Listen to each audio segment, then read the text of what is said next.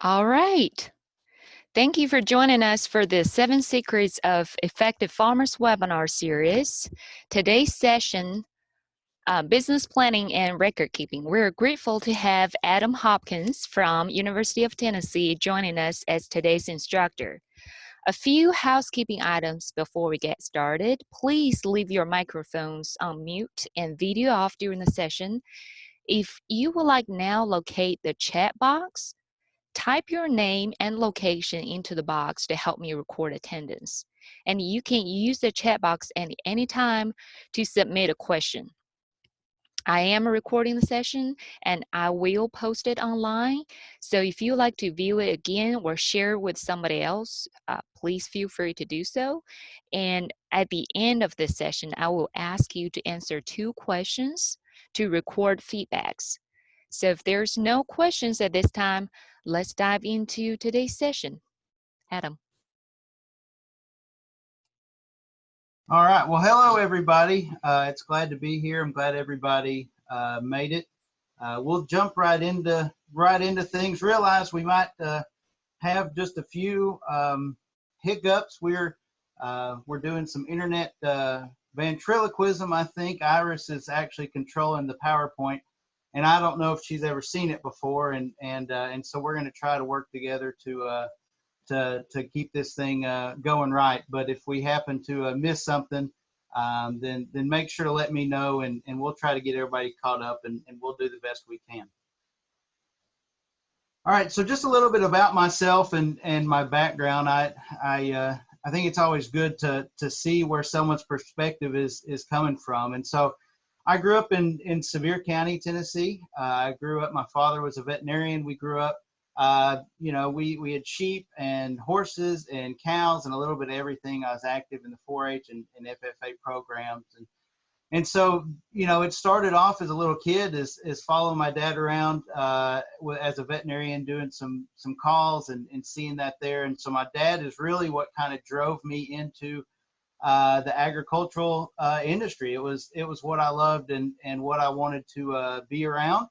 I went to college. My dad was also a college professor at the University of Tennessee. And so when your father's a college professor, then you go to college. It's not really your choice, but you do it. And so I did. I majored in animal science. It was what I knew. It was what I loved.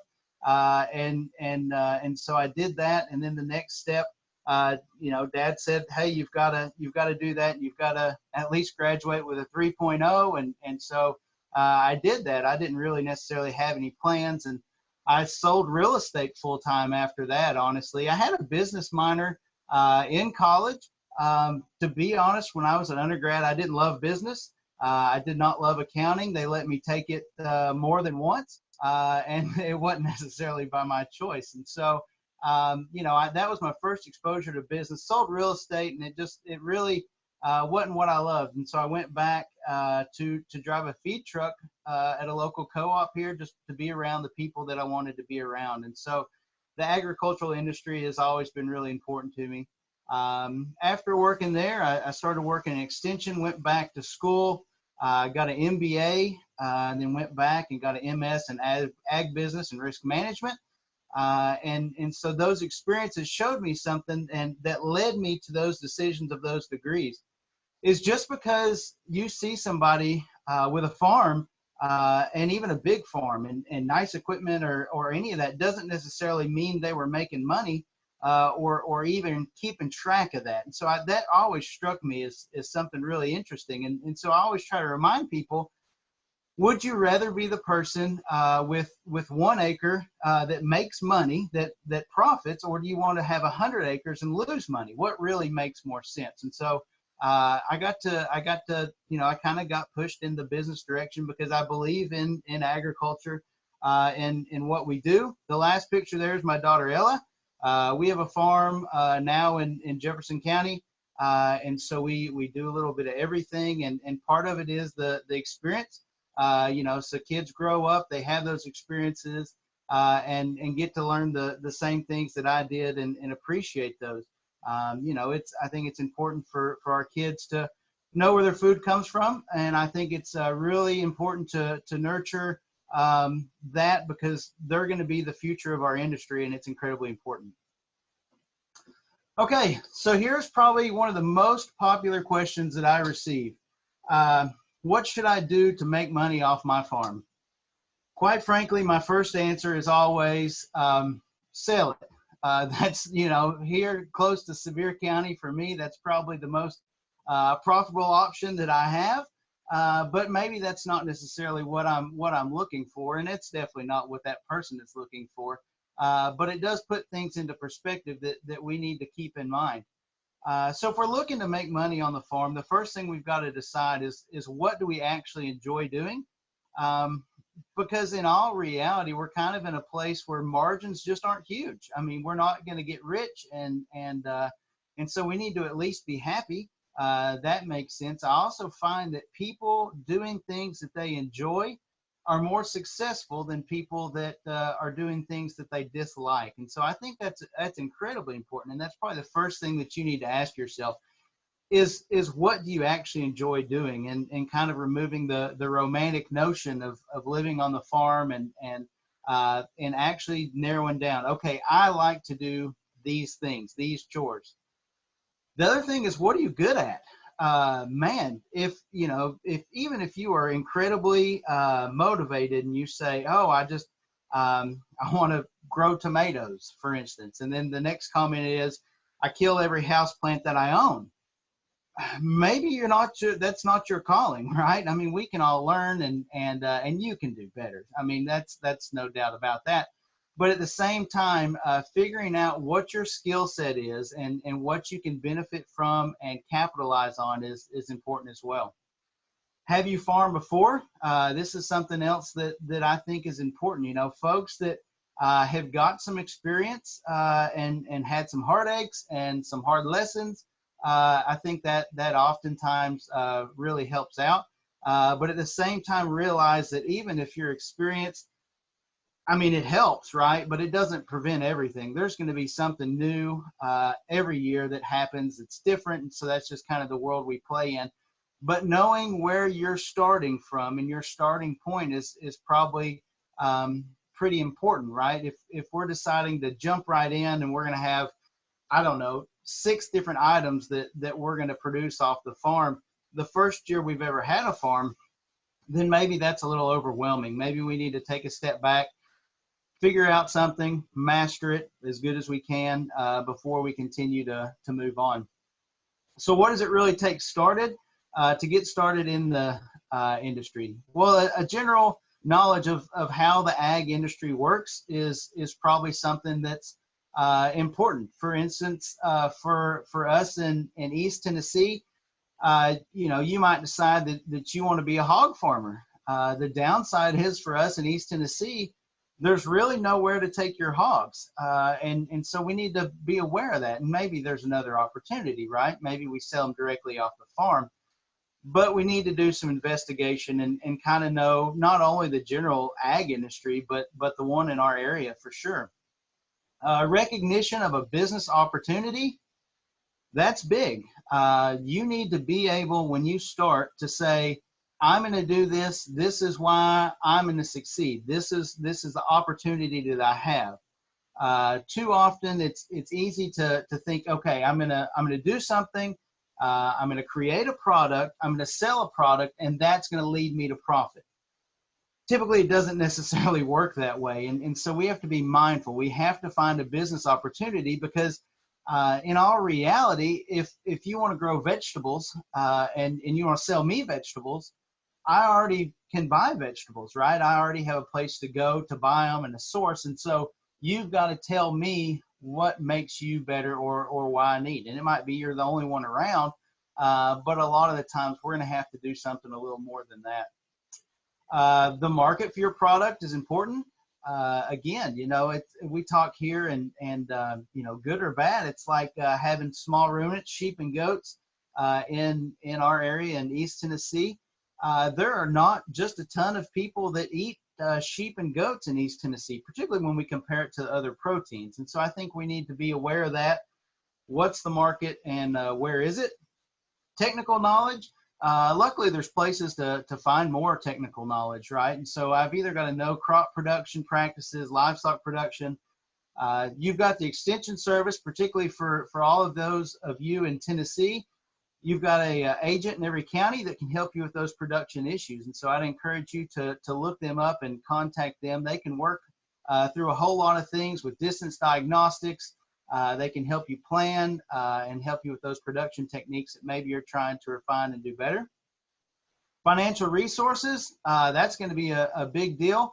If you start a farm with nothing behind you, then it's incredibly difficult. And so at least having that lined out and how you're going to make that happen is important. A lot of times when we start agricultural production, we have upfront costs before we actually get a return. And so we need to be mindful of that we're not necessarily going to have the cash flow that we would if we worked a normal job. You know, we get paid every so often, and it doesn't necessarily work that way in our industry. Necessary business management skills. This is big. I don't know if I've ever got in contact with anybody who said, you know, I got into agriculture because I just really love business, and I really love balancing my checkbook, keeping track of inventories. Typically, that's not the type of person that we run into in our industry, but it's incredibly important and it's necessary. And so even if it's not something that you love, it is something that we need to be good at. The likelihood that we stumble into a profit is probably pretty small. And so we need to make sure to take advantage of the opportunities we have and be good business managers. So moving on from there, so we're talking about business planning, and so we're kind of going to work through the steps that we might think about. And so we've thought about what we're good at, and so we're kind of trying to figure out a direction. And so the next thing that we should think about is, what are your actual values? So your values are going to be your standards, your beliefs, or qualities that you consider worthy of pursuing. And so it's more than just a goal. It's how you actually, they impact the way you actually achieve your goals. And so it is more than just a goal.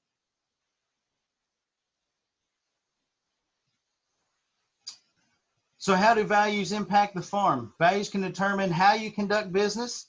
Values reflect your viewpoint in life, how you carry on your actions, and how you indicate what you find to be important. Your values can be different. Your values are your motivation. And realize that as we talk about these, there is no right or wrong answer to many of the things that we'll talk about. What we need to do is we need to think about it and have an answer, but realize for you, whatever your answer is perfectly fine. It's your life, it's your operation. That's what drives you. I can't be the one to make these decisions. And so are you profit motivated? And so some people get into an industry strictly for the money. Is it for recreation? You know, I have a lot of people that I work with that say, yeah, I've got these cows, but I don't play golf. And so that's how they like to spend their time. And so that's perfectly fine. Do we value sustainability? That's something that we talk about a lot. And that's a word that comes up more and more. And back to the business side of things, one thing that I always try to remind folks is what business that is not profitable is sustainable, right? I think sustainability, oftentimes we look at the environmental side, we look at long-term impacts, but at the same time, profit in business is a long-term impact in what your business actually is. Some people get in our industry just because they want to be their own boss, or they've not found a boss that is willing to keep them around that long, right? Typically, folks that are in our industry are pretty self-motivated, have their own ideas, and I think that's good. You've got to be able to be your own boss, because if you're running your own business, you are the boss, and that's what we're talking about.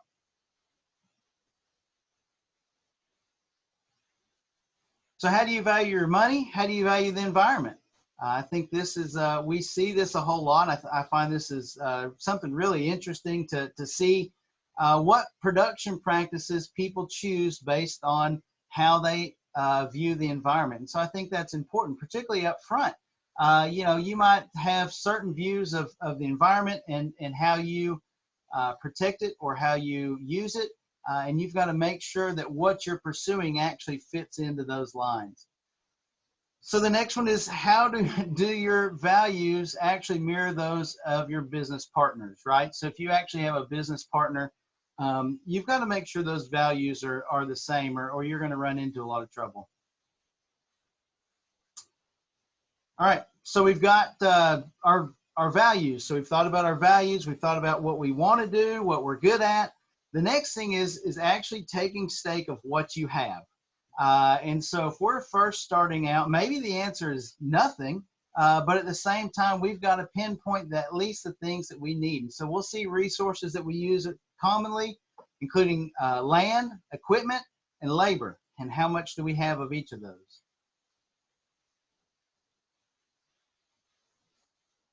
So what physical resources are actually available to you? Land is the foundation to agricultural production. It doesn't mean that you have to have 1,000 acres to have an agricultural business. There are lots of agricultural businesses that sit on less than an acre. But what we need and what we know is we need some space, right? We need some land. And so particularly if we're talking about somebody who is putting crops in the ground or animals on that ground, it's really important to know the lay of our land and what it can actually sustain. It's really important. We've kind of got two choices of how we approach land. The first choice, and probably the most sensible, would be after we decide what we're good at, what we want to do, and what we pursue, we find land that suits those needs.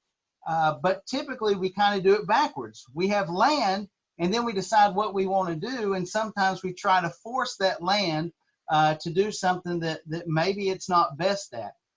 And so we need to keep those issues in mind, because it might just not be in the cards for that piece of property. And so we need to be aware of that. What's the soil profile? Your NRCS, Natural Resource Conservation Office there in the county, will be able to help you out. What type of soil do you have? Is it good? Is it bad?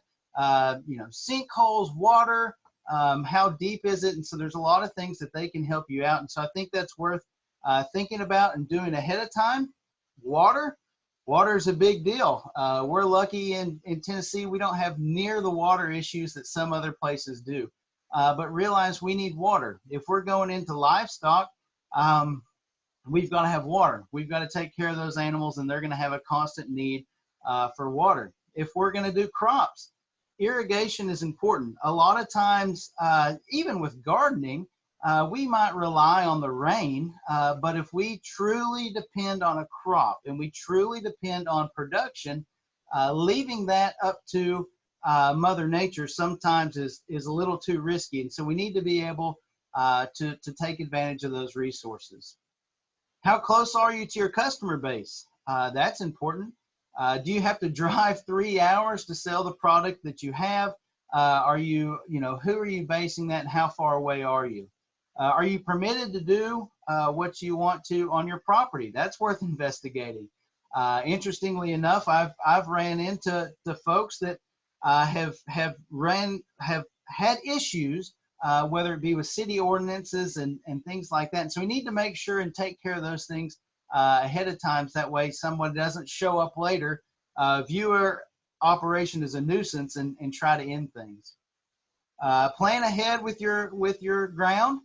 Soil test, amend before planting, particularly when we talk about crops that are long-term, our fruit trees, our vineyards, something that's going to be in there for years and years. We are by far better off waiting a year, taking care of these things ahead of time, getting the fertility where we actually need it to be, before trying to scoot ahead and push our production where it's not ready. More than likely what's going to happen if we skip that step is we're going to end up going 2 or 3 steps backwards before we make that one step forward. And so planning ahead and taking care of those things before they go in. And it's going to be the year before. It's not just necessarily the week before. So you can look online. There's a web soil survey that the resource conservation folks have. You can simply, get on there and get on Google and Google Web Soil Survey, and so something like this will pop up. The big green button is what you'll click to actually get to where you want to be. And so after you type in your address, and it's a little tricky, but you can do it. And if not, go to their office and they can help you out. But it's going to pop up an image such as this. And so what you can see is this is an image of our place. And so now it's not all our place. It'd be really nice if it was, but it's not. I'm not going to lie to you. But what you can see is all the different soil types are actually around. And so we can look at this and we can find areas that might be more or less suitable for certain things. When we look at this picture of the soil that is on our property, what we realize is it's not really good for much, right? I mean, it's okay, it works for grass, but the likelihood that I'm gonna have the same production of any crops or anything like that someone with a more fertile soil is gonna have is pretty low. But realize that is there, that's available, particularly before you buy property. Looking into that can be helpful. The next place we can go and that I like to use is Google Earth. You can get on Google Earth and see the property. These images are a lot of time pretty up to date, and so that's real handy. We can outline things, we can draw things, we can measure things. I think measuring, particularly when we get into livestock, a lot of times we'll buy a piece of property and we'll say, oh, that's X amount of acres. Well, just because it's X amount of acres doesn't mean it's X amount of acres of grass, right? It's not X amount of acres that will actually support livestock. And so we need to be aware of that. Same with crops. How much are we putting in?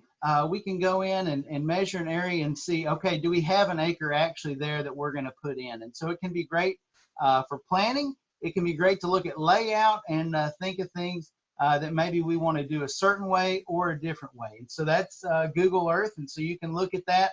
There's a tape measure there on the top of it. That's how we would to measure, whether it be distances, acreages, and so all that can be real helpful as well. So the next thing we're going to talk about is equipment. So if we figured out our land and we're ready to move forward, we've got to have some equipment more than likely. And so the first question we really need to think about is, what equipment do we have? What do we need? Do we need something in particular for whatever we're doing? Do we buy new equipment? Do we buy used equipment? How big do we need that equipment to be? Do you even know how to operate that machinery? Can you afford that machinery? All these things are incredibly important to really take the time and think about, because if we're not careful, I've run into the situation more than once that if we make the wrong purchase and spend too much money on equipment, we can essentially guarantee that our business will never make money, right? And so that's the trick, is we've got to be able to balance what is our realistic profit, and then what do we actually need to spend on a piece of equipment. And so, you know, for instance, if we've got 5 cows, the likelihood that we need to go out and buy hay equipment is probably pretty small. It's actually zero, really, unless you just enjoy making hay.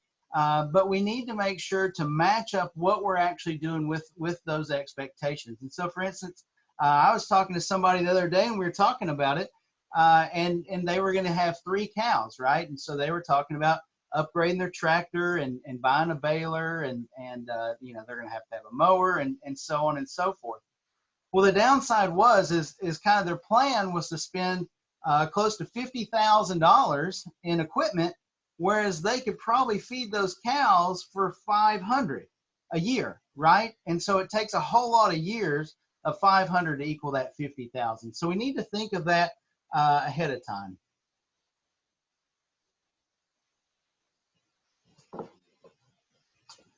So there's a real difference between needs and wants, particularly when it comes to equipment. Don't think that I've not done my fair share of window shopping. There's a tractor dealership not far from me, and every now and again I'll fall in love with a new one and go visit it about once a week and eventually talk myself out of it, right? But there is a real difference in what we need in our operation and what we want. And too often what we think we need is what we want. It's not what we need. And so it's easy to become, overpowered essentially. Maybe we don't need that great big cab tractor in order to feed our 3 cows, right? And so we need to think of those things. So needs versus wants is important. That's something that you're going to have to fight with probably forever. I mean, I just think that's something that we get into. But we've always got to keep that in mind because it's real. We can spend enough money on equipment to make sure that our business itself never makes money. Labor is probably one of our biggest issues that we run into in agriculture, particularly any scaled up size of agriculture. And I don't think that's going to change. So we're just kind of in that situation. So we need to be aware of that ahead of time. And we need to be aware of that before we start planning and before, we actually put anything in the ground. We've kind of got to have those things laid out. The last thing that we want to do is put all these resources into developing this business and growing this farm. And we've planted these crops and then we get there, say for instance, it's blueberries and it's just me and one other person and we've got 2 acres of blueberries to harvest. Well, it's not going to happen, right? And so we need to make sure that we really think about labor. If you can find reliable labor, that's wonderful. And we need to do that. I believe in treating those folks right. And we really have to pay for good, reliable labor. And that's something that we need to probably focus on is taking care of those folks because they're harder and harder to come by. And in the environment that we put them in, oftentimes is probably not as appealing as some of the other environments they could be in, and probably make more money, honestly. So we need to be aware of that. We need to be aware that there is the real possibility that even with size, if we have labor and we have too much labor, our labor will make more money than we do. And so that's something real that happens. The person that owns the farm makes less money each year than that person who's actually hourly paid. We need to pay attention to that. The last thing we need to do is negatively impact our lives. And so that's something we need to take stake of. So are you going to be able to do it yourself or do you need to have help? Either way is perfectly fine. Just make sure that you look through those and figure out that ahead of time. So crops, and so we figured out, okay, here's where we're going. This is our land. These are the things we have, our resources. So if we're saying, okay, I'm going into the crop business. And so these are some things that we need to actually think about when it comes to some of those production type issues, but we need to plan ahead and think about this before it goes in the ground, right? Rotations are important. The timing of things is really important. And so that's something that we need to think about regardless of the size. If everything that we've planted is ready to be harvested in a 1 week, stretch, then probably that's going to overdo us. And so we need to think about that. The timing of when things need to go in, when they need to come out, fertilizing. And so the better we can do planning ahead, spreading those out, making sure that we can manage the actual farm and the labor issue is really important. How much are we going to do? Can we store it? How fast does it has to go? How are we going to get it there? And where are we actually going to market that? So all those are things we need to identify for crop production. Livestock production, it's probably just as much or more work and planning than crop production is. So if we have, for instance, cattle, we've got to think about feeds, we've got to think about forages, health, financial needs, equipment needs, and labor needs. All that's important. And so we don't necessarily think about that, and it's nobody's fault, right? We don't necessarily know anything until we've done it wrong once, and then we really figure it out. But the likelihood that we need to go buy 30 cows and have 0 fences, maybe that's an issue, or maybe we don't have a way to catch those cows afterwards. And so we need to plan those things and think ahead. Your financial situation.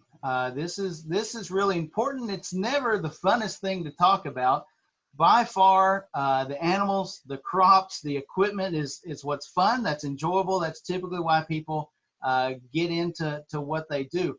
But the financial part is probably the most important if we're honest with ourselves. If we don't take care of this, then it's just not going to work. And so we need to make sure that we know, excuse me, the first thing on there, current family living. Family living expenses is what it actually takes for you and your family to get through a year. So this is going to include our bills. This is going to include our cell phone, our TV, insurance bills, all that sort of stuff goes into our current family living. Typically, this is probably the most underestimated expense that I see. And so I think it's important to really be honest with ourselves.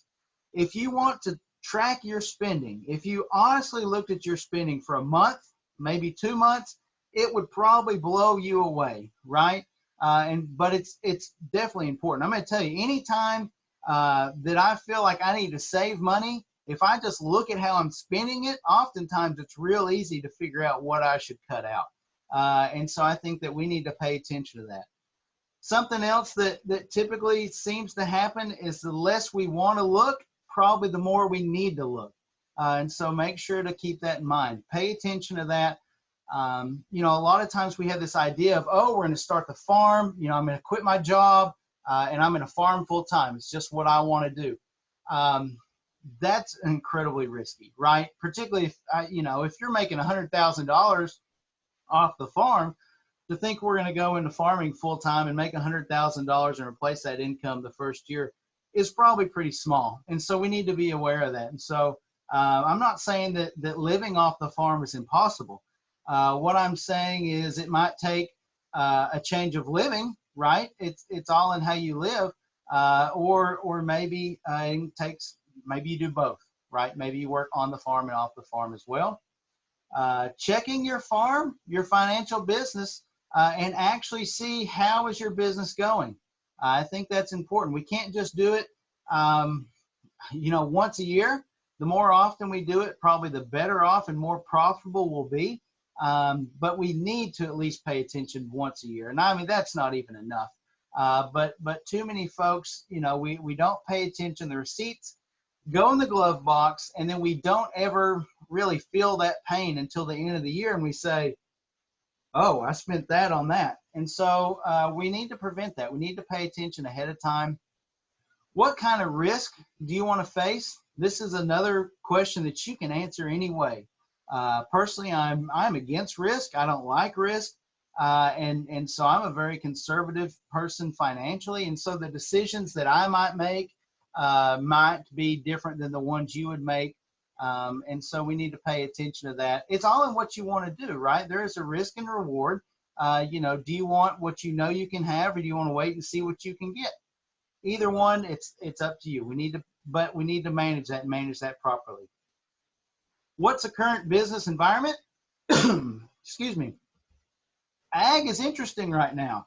I don't know if I try not to watch too much TV, but we can see a whole lot of things happening, and so we see some negative things happening. But I'm going to tell you, I have been impressed with kind of a push, at least in our area, towards local agriculture, buying from local folks, supporting closer businesses. I've got some buddies that retail sales, and they're through the roof, right? They've already sold more this year than they typically do in an entire year, and it doesn't look like it's backing off. Farmers markets are coming open, and they're doing pretty well. And so I think that's an opportunity.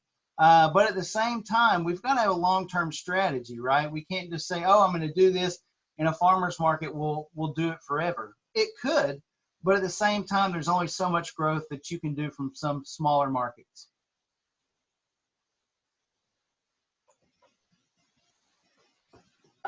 All right, so the next thing is going to be budgeting. I think budgeting is important. Luckily, next month, Les is going to have a webinar on budgeting, but I think budgeting can be important when you're planning. We've not even done anything yet. We've not even planted anything yet. But if we can't make it work on paper, the likelihood that it falls in our lap is probably pretty small. So make sure, there's a plug for next month for Les. Make sure you go look at that one and see what he has to say. Excuse me. So here's an example of kind of the way to think about a budget. We can find budgets online. Typically, a lot of those are going to be large scale type budgets, and that's okay. But maybe we're starting off small scale, which is probably better anyhow. But I like this graphic just because it kind of shows everything that goes into something, right? So if we say we want in the pastured bird business, well, here we go. We got to buy the chicks, right? And so you go through all that sort of stuff to come up with what it actually costs. And so I think that, again, I think it's important. We've got to make sure it works on paper before we ever go forward. So what are some of the realities of farm startup? Money, I mean, that's a big deal. I mean, we're approaching this as we're starting off, right? I mean, we can make these decisions and plan at any point, really. Financing issues is something that I run into, that particularly when we get into livestock and things like that, it's something that I really encourage people to think about. The hard part about agricultural loans is typically it's an annual payment.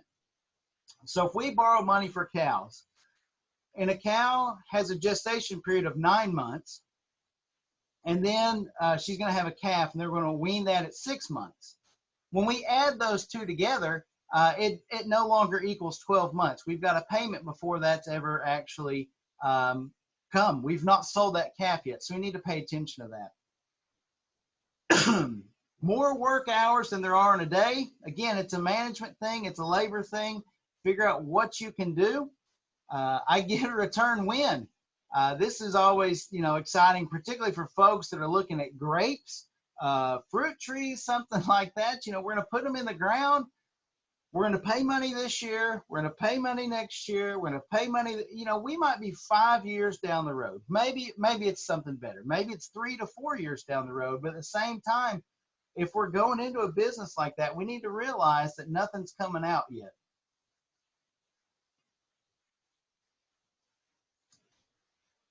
Okay, so everybody has different goals. I guess this is a risky slide on here. I don't know where everybody's from, but so we'll go on with it anyhow.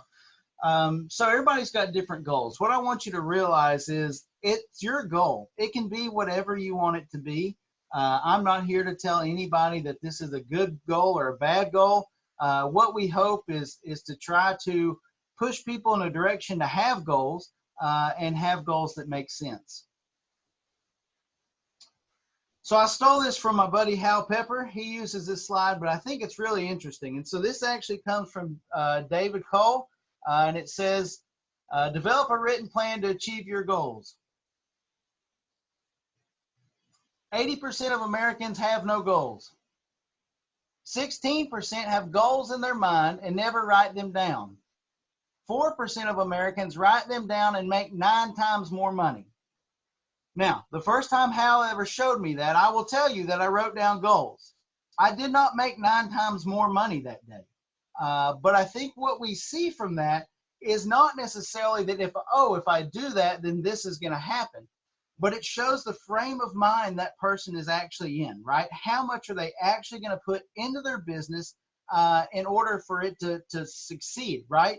If we're going to make a goal, we're accountable. That's why goals aren't necessarily that popular. We write them down, and all of a sudden we feel a whole lot more like we should stick to them. So that's probably why we should write them down. So we're going to have some short-term goals. So maybe we're just securing some financing. We're gathering information. Maybe more long-term, find land, purchase land, go through that. And then maybe it's become sustainable long-term, or maybe our long-term goals are, in the next 3 years, I want to get to this level of production or something like that. But it needs to be something that we can actually track, that we can measure, and it needs to be something that we can attain. The likelihood that we actually succeed when we've overshot is probably smaller. So we need to be reasonable with ourselves as well. It's a whole lot better to set a goal lower, succeed, make another one and grow, than make one that's too big, maybe not accomplish that and back down. So a business plan, I think, is really important. So all it is a roadmap, right? And so if we actually take the time to make a business plan. There are online, there's some structures that we can actually go by to make a business plan, a written out plan of how we will do our business. So one of those is called Ag Plan. This is online from the University of Minnesota. I believe it's agplan.com. It might be .edu, but Ag Plan. You can Google that. It'll come up. It's free. It doesn't cost anything. The nice thing about this program is it's going to walk you through everything. And so you'll see that's an example of one. You go through on the bottom, it'll tell you what to put in those boxes. You don't have to fill out every box. It'll print it out appropriately. You can share it with other people. And so wherever you happen to be in the state, there's folks that do the same thing that I do across the state. And so you can actually hook them into this. You can send them this and they can take a look at it and help you through those things. And so I think that's really important to do those. And it forces us again to sit down, to think, to plan, and actually make those decisions. And so I think that's something that you should all visit. Here's another good resource for planning. This is from SARE. Again, this is online, and so you can, I'm a big fan of Google. It's a whole lot easier than remembering anything or writing down a terrible address. But what you can do is you can go on, and this is a book that you can buy or download. It walks you through a lot of the things that we've talked about today, and it will actually, there are worksheets in this book that you fill out as you go. And so I think it's a great resource, and that's definitely worth having as well. What kind of structure are we going to have? This is really a question for your attorneys, for your accountants. If we're just being 100% honest with it, this is not something that I'm going to tell you what you should choose or what you should not choose. Realize that there are differences, and depending on what those differences are is what you choose, right? If you're the sole proprietor, it's all on you. You know, if we've got a limited liability, realize it's limited, right? And so maybe it protects some assets in some cases, but not all of them in all cases. And it's an extra step. And so we have to take other things and plan our business accordingly. You know, are we in a partnership, a corporation, a cooperative, a group of people where folks can come and go? And so all of those are options. You know, you should investigate those. But at the same time, that's for your accountants and your attorneys to see what works best for your financial situation. But don't think that any of them is going to be best for everybody, and don't think that there's oh, definitely choose this one. This is going to be the best for you. Because in all reality, you know, if we get into something like a corporation, we're talking about a whole lot more money to form something like that. And so we need to pay attention. You know, if we're only making a minimal amount of profit, you know, and we have a minimal amount of risk, maybe we do, maybe we don't. So talk to those other folks and they'll guide you. Record keeping. So what are your goals with your record keeping? That's the best thing that we can do ahead of time, is figure out where we want our goals to actually head and what we want to do and what we want to come out. It's for planning ahead. It's for communicating. Honestly, the best thing that we can do is use the records we have for financial and production decisions. They both need to be into one.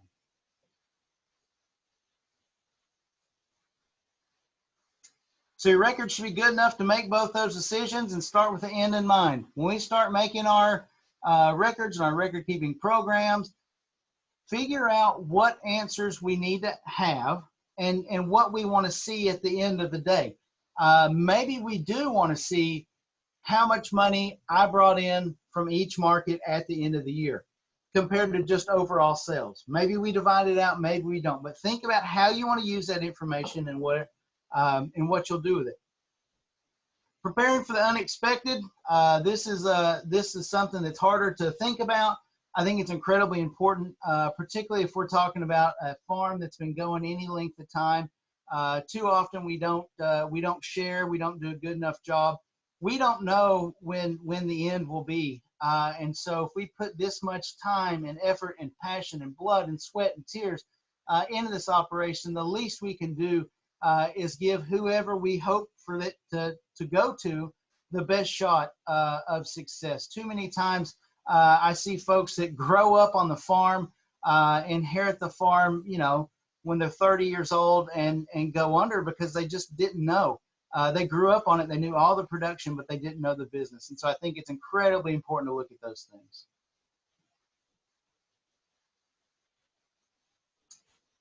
Cash records. So income, expenses, everybody thinks about that. Payroll, 1099s, if we're paying people for projects or work on our farm, we need to pay attention to that. We need to send those 1099s. Assets, what we have, what we buy, what we sell, we need to keep track of that. It's easier to do it the right way than explain why you didn't. So if you're really into taxes, you can go through all the rules, and I encourage you to do that and have a blast while you're doing it. More than that, I would encourage you to find a tax accountant who knows agriculture. I think this is so important, and maybe we don't just have a great feeling of, okay, this person does a lot of farms or not, and so sometimes it can be hard to find those people, but you are better off, in my opinion, paying someone to take care of those issues and making sure they're done right. Maybe you are more educated with taxes, you want to keep up with codes, and you're okay with that. But if you're not, those people are well worth what they're paid, and so I'd encourage you to seek out a professional accountant. So when we're doing records, we want to start simple. This is something that it's a big deal. Don't get too complicated. We can start off and think we're going to do this, this, this, and this. If we don't get it done, then we've not done anything, right? Be consistent.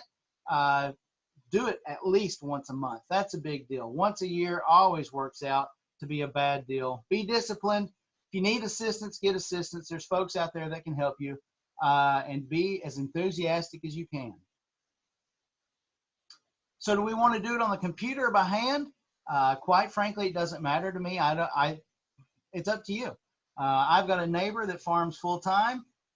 He does everything pencil and paper, and his records are probably better than mine on the computer, if we're 100% honest about it. He chooses that and does a great job. Does it take him longer to figure out things, and add things up? Sure it does.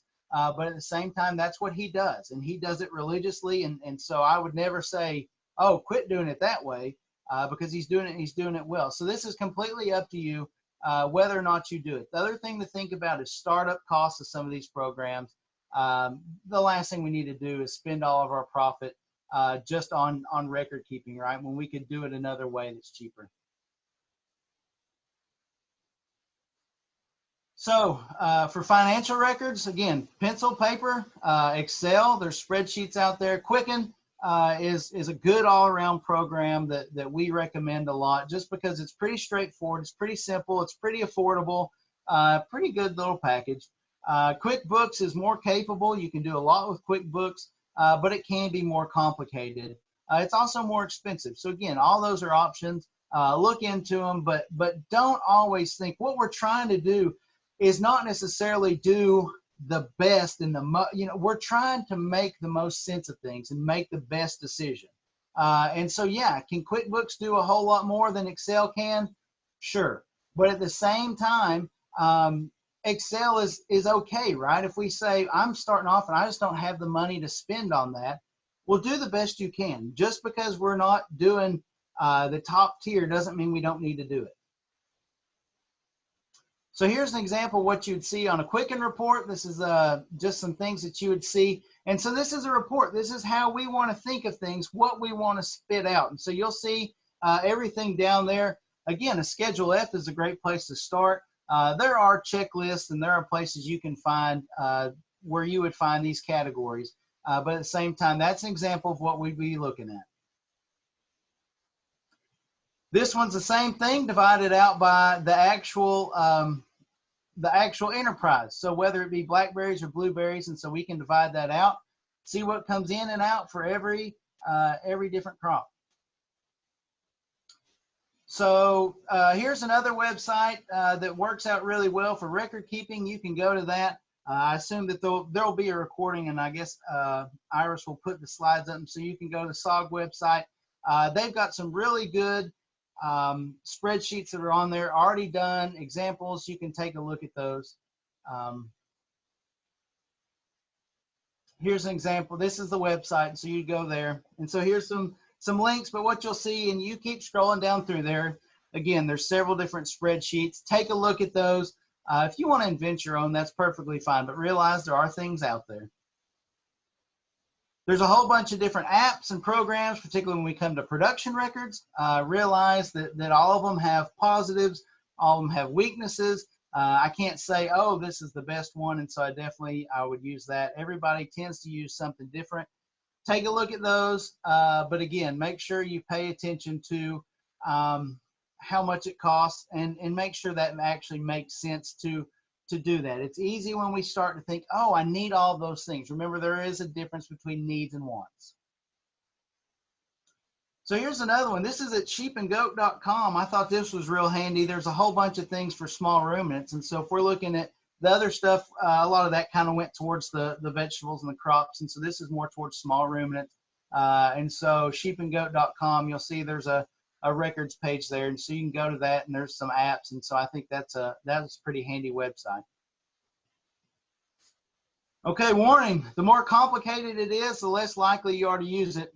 Be aware of those costs. The best record keeping system by far is the one you'll use.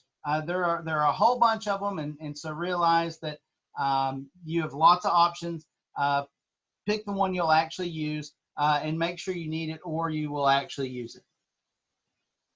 Okay, I'm going to scroll back through the text box here and see what we see. So Mark asked, when do we know to buy over rent a piece of equipment? That's really going to boil down to how much you're actually going to use that piece of equipment, honestly. Anymore, I run into more and more people, and now I'm talking about renting a piece of equipment and not necessarily leasing, right? And so if we're talking about, we're going to do a garden spot, we're going to do a market garden, go to the farmer's garden. You know, do we rent a tiller to do that, or do we buy a tiller? And so it's going to be long-term versus short-term, and how much do we actually use it? I run into more and more folks, depending on size, right? It's going to be convenience, it's going to be size, it's going to be availability. But I think it's a really good point to realize that renting can work and can help you. Now, if we say, oh, I'm going to have a herd of 50 cows, then we're probably not going to rent a tractor, right? But when we're starting off, small-scale renting can be really helpful as a way to, you know, kind of avoid some of those costs. And we also need to be okay with paying someone too, right? I mean, if we're doing a market garden and we've got a neighbor that can come over and do it, and we pay them $50 compared to buying the tractor and doing it ourselves, I think there can be some real benefits to that. And so I think both of them are open. I don't have a hard and fast do this or that, but I think it is definitely worth considering, and I see more and more people going down that path. All right, does anybody else have any other questions?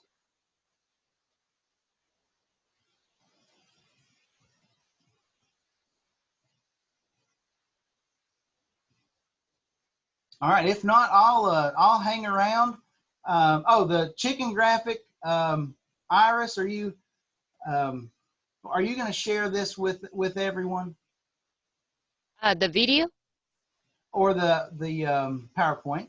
Yes. Okay. It will be on the website. I will upload it after this is over.